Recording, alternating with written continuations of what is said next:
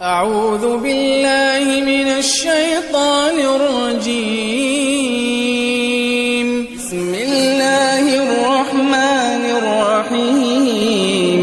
وما خلقت الجن والإنس إلا ليعبدون ما أريد منهم من رزق وما أريد أن يطعمون إن الله هو الرزاق ذو القوة المتين. پیش خدمت ہے شرح کتاب-ut-Tawheed لفضیلۃ الشیخ عبداللہ ناصر رحمانی حافظہ اللہ.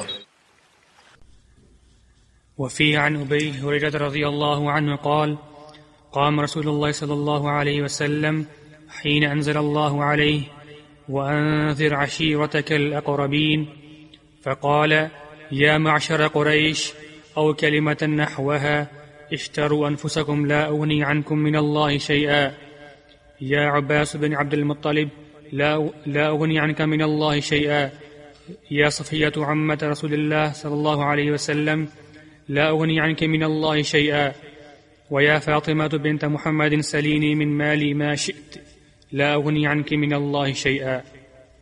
یہ روایت بھی صحیح بخاری مسلم کی ہے اور اس کے راوی اس امت کے محدث ابو ہریرہ رضی اللہ عنہ ہیں. چوٹی کے محدث اور فقیہ تھے. یہ خیبر والے سال مسلمان ہوئے تھے، یمن سے آئے تھے اور بنو دوس ان کا قبیلہ ہے. اس وقت نبی علیہ السلام خیبر میں تھے تو آپ خیبر میں شریک ہوئے، یعنی غزوے میں شریک نہیں ہو سکے، لیکن پیغمبر علیہ السلام نے آپ کو اور ساتھ آنے والوں کو جنگ خیبر کے مال غنیمت میں شامل فرمایا تھا. اور نبی علیہ السلام کے ساتھ چپکے رہے. یہ پوری جو آپ کی زندگی باقی تھی، جو 4 یا 5 سال تھے، ساتھ رہے. یعنی اپنے علاقے سے آ گئے اور پھر دوبارہ اپنے علاقے کی طرف جھانک کر نہیں دیکھا. اتنا ان کو شوق تھا نبی علیہ السلام کی صحبت کا اور آپ سے طلب علم کو حدیث سے سننے کا. ایک بار پیغمبر علیہ السلام فرمایا اپنی چادر بچھاؤ، بچھا دی. آپ نے کچھ دعا کی، اس پر پھونک ماری، فرمایا کہ اس کو اپنے سینے سے لگا لیا. سینے سے لگا لیا. فرماتا ہے کہ اس کے بعد میں کبھی کوئی علم کی بات نہیں بھولا. 5575 حدیثوں کے یہ راوی جو ہم تک ان کی حدیثیں پہنچی. اور یہ وہ صحابی ہیں جن کے ساتھ تعلق ایمان کی دلیل ہے. ہمارے ایمانوں کا امتحان ہے اس صحابی کے تعلق سے.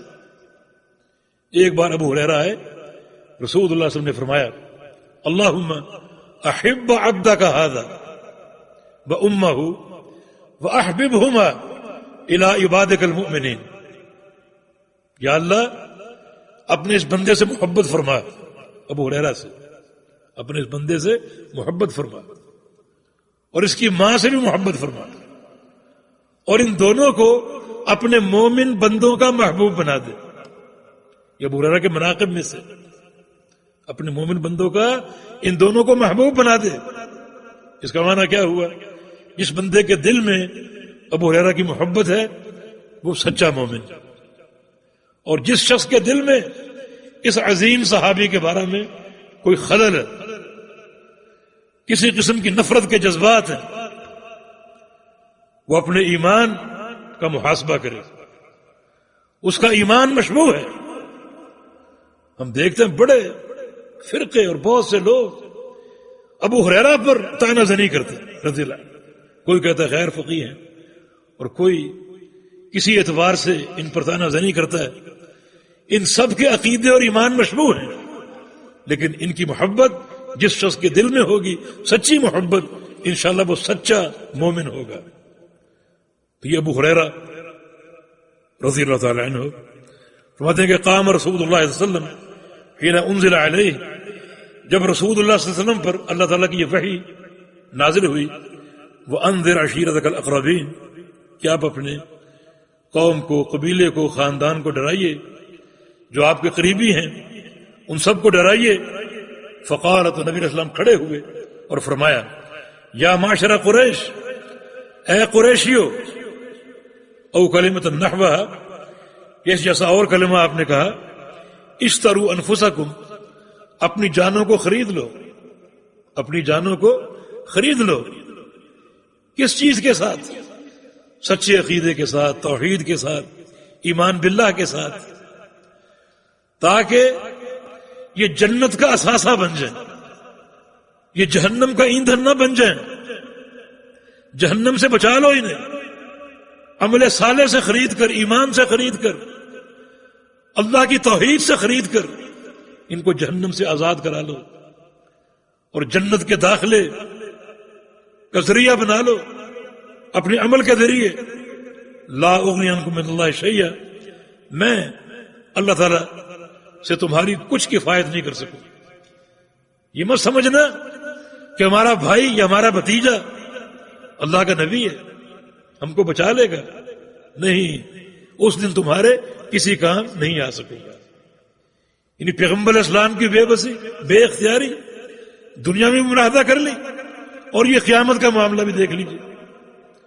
پھر آپ نے فرمایا کہ یا عباس ابن عبد المطلب، اے عباس اللہ کے پیغمبر کے چچا، لا اغنی عنک من اللہ شیئا، میں آپ کی بھی اللہ کے ہاں کچھ کفایت نہ کر سکوں گا، کچھ کام نہ آ سکوں گا۔ یا صفیہ عمت رسول اللہ صلی اللہ علیہ وسلم، لا اغنی عنک من اللہ شیئا، آپ کی پھوپھی، ایک ہی پھوپھی صفیہ رضی اللہ عنہا، فرمایا کہ آپ بھی سن لیجیے، عمل کیجیے، اپنے آپ کو عمل صالح سچے عقیدے سے جہنم سے بچائیے، نکالیے، خریدیے اسے، اور جنت کی فراست کے قابل بنائیے۔ میں قیامت کے دن آپ کے کسی کام نہیں آ سکوں گا۔ اور آخر میں کیا فرمایا؟ یا فاطمہ بنت محمد، اے فاطمہ، اے محمد کی بیٹی صلی اللہ علیہ وسلم، سلینی من مالی ما شئت، میرے مال میں سے جو چاہو مجھ سے مانگ لو، جو موجود ہے میں تمہیں دوں گا، لیکن لا اغنی عنک من اللہ شیئا، میں قیامت کے دن اللہ کے ہاں، اللہ کے دربار میں تمہاری کوئی کفایت نہیں کر سکوں گا، کوئی کفایت نہیں کر سکوں۔ اور پیغمبر علیہ السلام کا ایک خطاب عام تھا، آپ نے تمام صحابہ سے کہا، تمام صحابہ سے فرمایا کہ لا یأتین احد منکم یوم القیامہ وعلی رقبتہ بعیر لہ رغاء ویقول یا محمد اغثنی واقول قد بلغت۔ ایسا نہ ہو تم قیامت کے دن آؤ، تمہارا برا حال ہو، مجھے تلاش کرتے پھرو، اور تلاش کر کے کہو اغثنی، ہماری مدد کیجیے، ہمیں بچا لیجیے۔ اس وقت میرا کیا جواب ہوگا؟ سن لو، واقول، اس دن میں کہوں گا قد بلغت، میں نے دین پہنچا دیا تھا، ہر بات وعدے کر دی تھی، ہر خیر و شر سے آگاہ کر دیا تھا، تم نے عمل کیوں نہ کیا؟ تو پیارے پیغمبر محمد رسول اللہ صلی اللہ علیہ وسلم قیامت کے دن اپنی بیٹی سے فرما لے کسی کام نہ آ سکے، بلکہ دنیا میں بھی اتنی بے بسی۔ ایک بار فاطمہ رضی اللہ عنہا نبی علیہ السلام کی خدمت میں حاضر ہوتی ہیں، آپ گھر میں نہیں تھے، سیدہ عائشہ صدیقہ کے پاس بیٹھ گئی اور اپنے ہاتھوں کے گٹھے دکھائے کہ دیکھیں پانی دور سے لاتی ہوں تو کیسے یہ گٹھے پڑ چکے ہیں، پھر کمر کا نشان دکھایا کہ مشکیزہ اٹھا اٹھا کر یہ کمر پر نشان پڑ گئے، مجھے ایک خادم کی ضرورت، مجھے ایک خادم کی ضرورت۔ تو نبی علیہ السلام آئے تو میری سفارش کیجیے، اللہ کے پیارے پیغمبر مجھے ایک خادم دے دیں، میری مشکل حل ہو جائے، آسانی ہو جائے۔ نبی علیہ السلام آگے، سیدہ عائشہ صدیقہ نے فاطمہ کی آمد کا ذکر کیا اور یہ حالت زار بیان کر دی۔ اللہ کے پیارے پیغمبر اپنی بیٹی کی تکلیف سے کتنا تڑپے ہوں گے، کتنے مضطرب ہوں گے کہ بیٹی کو اتنی تکلیف ہے۔ لیکن ایک معاملہ اور بھی ہے، یا ایھا الذین آمنوا قوا انفسکم واہلیکم نارا، اپنے آپ کو بچا لو اور اپنے اہل کو بچا لو جہنم کی آگ سے۔ اللہ کے پیارے پیغمبر نے اپنی بیٹی کا رخ آخر کی طرف موڑ دیا، خادم نہیں تھا، فوراً اپنی بیٹی کے گھر آ گئے اور کہا کہ بیٹی تم نے خادم کا سوال کیا، تمہیں اس سے بہتر چیز دے، دن بھر کام کرتی ہو، رات کو بستر پر جاؤ تو 33 بار سبحان اللہ کہہ لینا، 33 بار الحمدللہ کہہ دینا، اور 33 بار اللہ اکبر۔ دن بھر کی ساری تھکاوٹیں اللہ تعالیٰ اس ذکر کی برکت سے دور کر دے گا۔ قوا انفسکم واہلیکم نارا، ایک ایسا نسخہ دیا جو قیامت کے دن کارگر ہوگا۔ اس کا نفع دنیا میں بھی ہے اور قیامت کے دن بھی۔ یہ ذکر سبحان اللہ، تسبیحات، تحمیدات اور یہ تکبیرات بڑا نافع ذکر ہے، بڑا نافع ذکر۔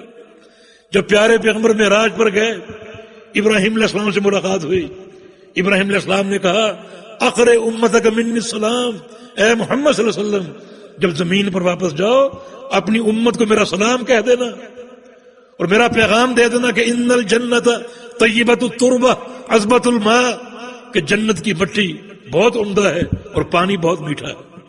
وَإِنَّهَا قِيعَانٌ، اور جنت ایک چٹیل میدان ہے، پودے تم نے لگانے، اپنے باغات تم نے تیار کرنے۔